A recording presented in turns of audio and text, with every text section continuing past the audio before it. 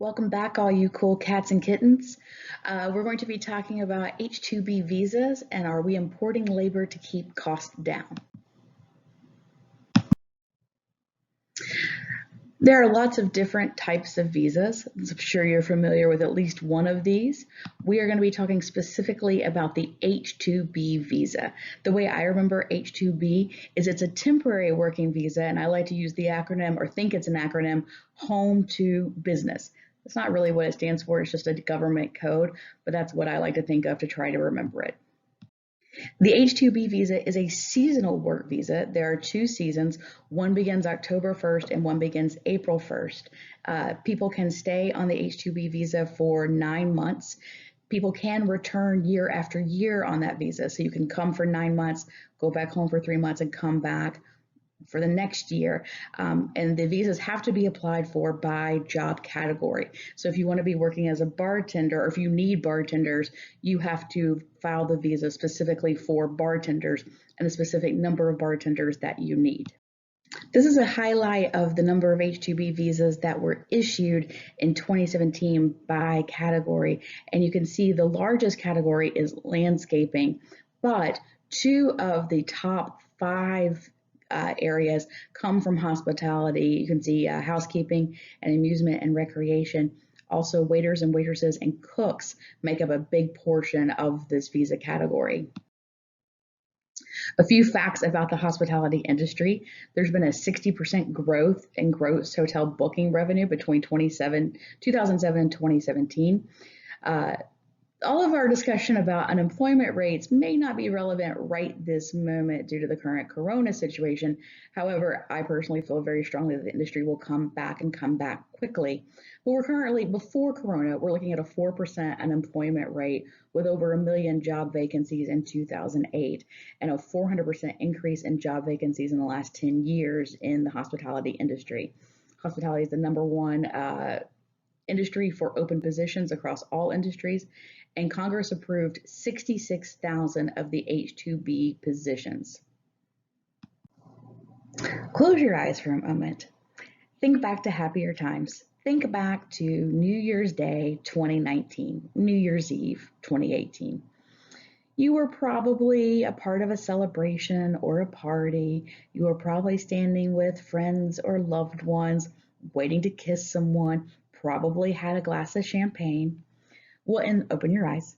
In the first 5 minutes of 2019, there were 96,400 applications for the H-2B visa received by the Department of Labor. That means that a lawyer or a law clerk had to be in their office at 11:30 p.m. on New Year's Eve night to be ready to press send as soon as midnight hit. Because in the first 5 minutes, there were 96,000 applications for only 33,000 visas. After the first 5 minutes, the website crashed because it couldn't handle the flow of applications. So we want to study what's going on in this industry that caused such a surge in demand of applications. This visa is not an easy visa to get. There are lots of hoops for the employer to jump through. They first have to prove that their business is seasonal, that there is a peak need and a reason why they can't hire people to work year round and just receive fewer hours in the off season. They also have to recruit in the US and prove that they cannot find people in the US to take these jobs. They have to pay what's determined as a prevailing wage. The Department of Labor sets a wage that is a minimum wage for that job based on what others in the area are paying for that job. So if you're hiring a housekeeper, you have to check what the prevailing wage is for all housekeepers in that area, and you have to pay at least that wage. You have to pay at least the starting rate for the position. So if the prevailing wage for housekeepers, for example, is $10 an hour, but you pay $12 an hour at your place of employment, you would have to start the H-2Bs at the same rate that you hire all domestic help as well. The H-2B, folks on the H-2B visa have to work a minimum of 38 hours per week. If there's not work to fill 38 hours, they have to be paid for 38 hours regardless.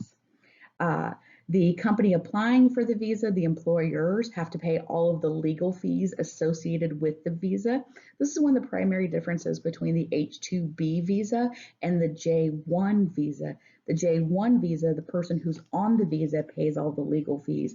For the H-2B visa, the employer pays all of the legal fees. The employer also has to pay all the transportation costs to get the person from the country that they're living in to the US for the job and back.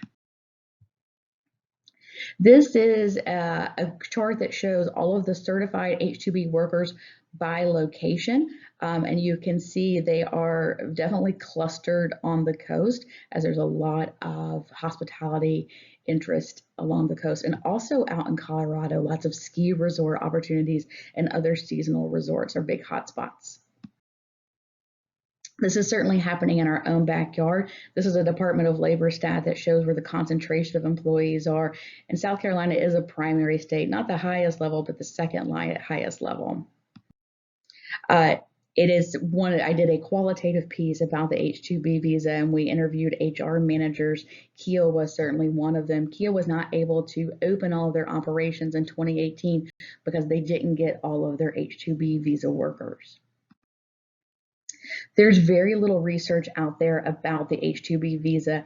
There are no peer-reviewed articles about the H-2B visa in hospitality. I've looked more than once and I will keep looking. The two main peer-reviewed articles I can find specifically about the H-2B visa are one about shellfish production in North Carolina and one about planting trees in Alabama. So there's very little out there.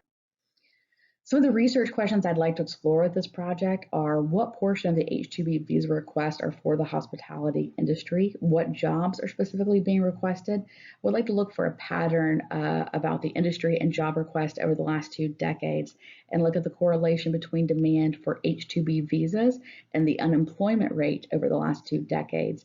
And I'd like to look at the correlation between demand for the H-2B visas and pay rates over the last 2 decades. An early hypothesis, I think that bringing in or the reliance on international programs like the H-2B visa is keeping the pay rates for these positions low, and so that we're not seeing the organic growth of a supply and demand curve that would normally be raising those rates. This data will be collected through the U.S. Department of Labor. The Department of Labor has, not easy to find, but a collection of all I-129. I-129 is the form that an employer has to complete in order to file their official request for H-2B visas. So on the Department of Labor website is a collection of all of the I-129 filings back to 2008. So we're able to analyze all of that data. The data includes the company making the petition, which will allow us to analyze the industries involved. It requires them to put in a job code for the specific position that they're requesting. So if you're requesting bartenders, cooks, and housekeepers, those would have to be 3 separate petitions. So each of those are listed on that I-129 document. The pay rate that's being offered to the employees, the number of hours that they're going to be working, and if you recall, it has to be at least 38, and the start and end date of the work. I think this has a lot of practical and theoretical significance. It's certainly timely in the conversation on immigration in this country. This has a huge impact to seasonal low-fare resorts, which I go into a lot more detail in the paper. This is certainly a threat to resort operations and ultimately domestic jobs. That was a lot of the feedback I got from the qualitative piece that I did. Taking Kiowa, for example, they weren't able to open their year-round businesses, or they weren't able to open all of their businesses. So that impacted American workers as well, because if you can't open the beach-facing restaurant for the year, that means the people who work there year-round also aren't going to be able to work. And it also adds to the academic research on international labor. That's the end of my presentation. Thank you. I'm looking forward to any questions and comments.